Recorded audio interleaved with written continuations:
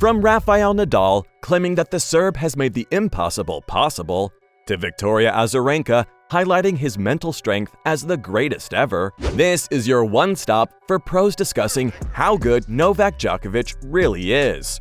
It's only fair to start with his biggest rival, Rafael Nadal, who believes that Djokovic's win at the 2023 Roland Garros made the impossible possible, which is the highest praise one could ask for.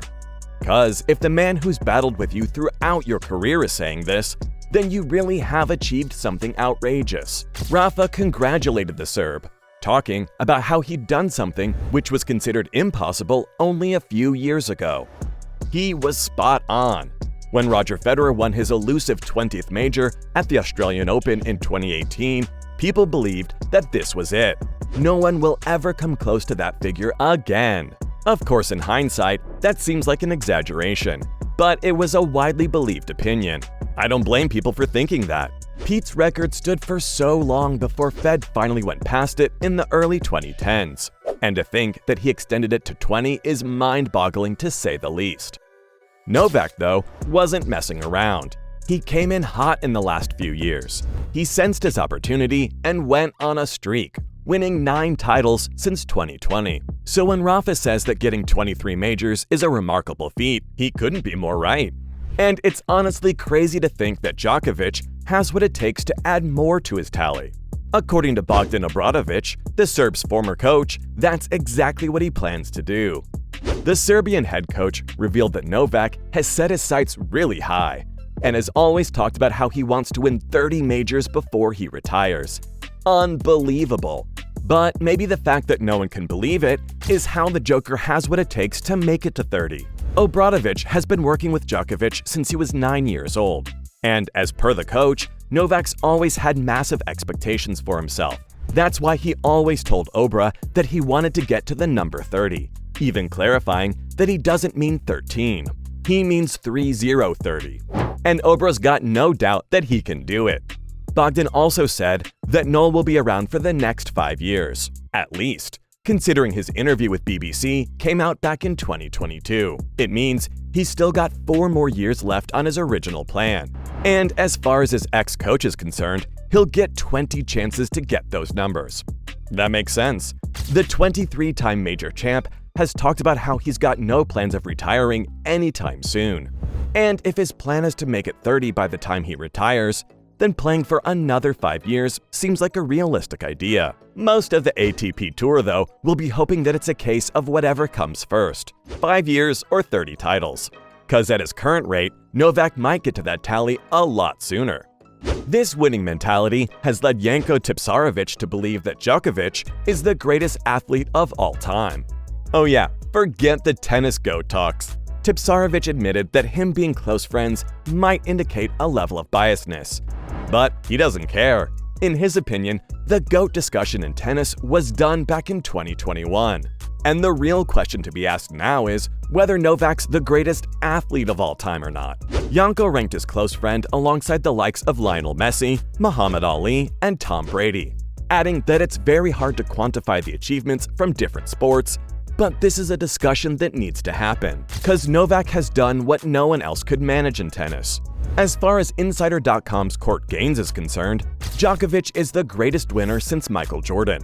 What's more, Gaines concluded in his piece that none of the athletes on his list come close to what Knowles achieved in his career.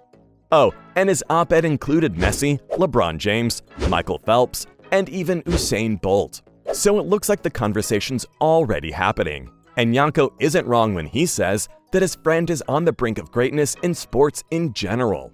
It's not exactly an outrageous claim. Just look at some of the things that Djokovic has done throughout his career. That Wimbledon win in 2019 was enough to put him alongside the greatest sportsman ever. Because let's be honest, for Djokovic to come back from 2 championship points down and win the championship is genuinely crazy. Again, it's not the first time he pulled something like this off. He's done it with Federer before, on a couple of occasions actually, and once against Rafa too. To me, this instance was out of this world, because Djokovic pulled it off against Roger Federer, who was everyone's GOAT, at least up until that time. And he did it in Center Court Wimbledon, the place where Federer made his name.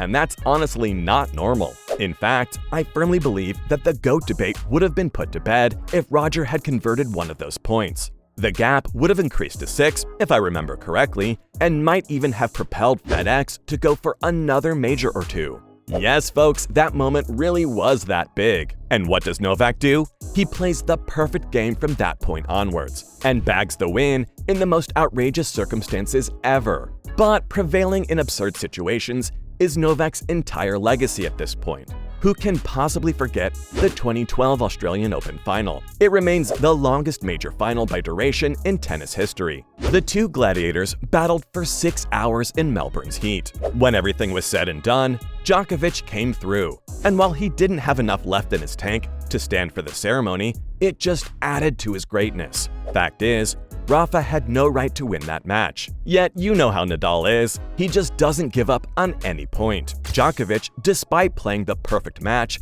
found himself having to play a decider after losing the tiebreak. It's so annoying, but trust me, the kind of reputation that Rafa's built, if he forces a fifth, he's definitely winning. Now, in 2012 though, Djokovic had different ideas, and he came through right at the very end to win the fifth set 7-5. And ended the match after nearly 6 hours of gruesome tennis. That's not the only time Novak defied the odds against Nadal. He also became the only player in history to defeat the King of Clay. Twice, in Roland Garros. Take a minute and let this fact register in your head. Rafa's the 14-time Roland Garros champion. He's won every clay competition there is to win, multiple times. There won't be anyone better than Nadal on clay. And up until Djokovic came sniffing around, Rafa had lost only one match at the French Open, an upset against Robin Soderling. In 2015, though, Rafa had no idea what was in store for him.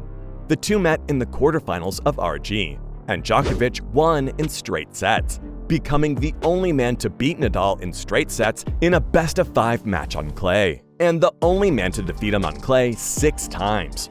It wasn't until 2021 that Nadal lost again in Paris, and that time too, Novak came in clutch, prevailing in 4 sets, and becoming responsible for 66% of all matches Rafa ever lost at the Roland Garros. Staggering achievement.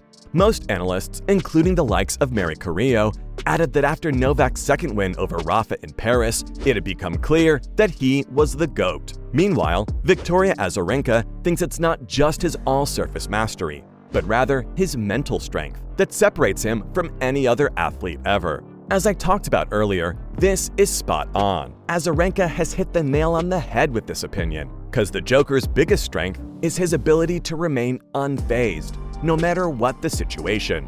He just always comes through. Let's go back in time around 2010, when the entire world believed that Roger Federer was the greatest ever to play the sport. Djokovic would get a lot of hatred from all quarters of the tennis world. He was blamed for making excuses and faking injuries. For him to come this far in just over a decade is easily one of the greatest achievements in sports. And the biggest factor behind his continued success has to be his mental strength, for sure. Check out that Wimbledon 2019 win, for instance. Can you expect any other athlete to keep fighting in that situation? You can't. And that's because 99% of them would lose from that point on.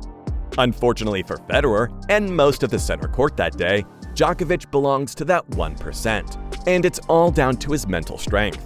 The fact that he never gives up on any point or any game. So, from Victoria Azarenka highlighting his mental strength as the greatest ever, to Rafael Nadal claiming that the Serb has made the impossible possible, this was all on pros revealing how good Novak Djokovic really is.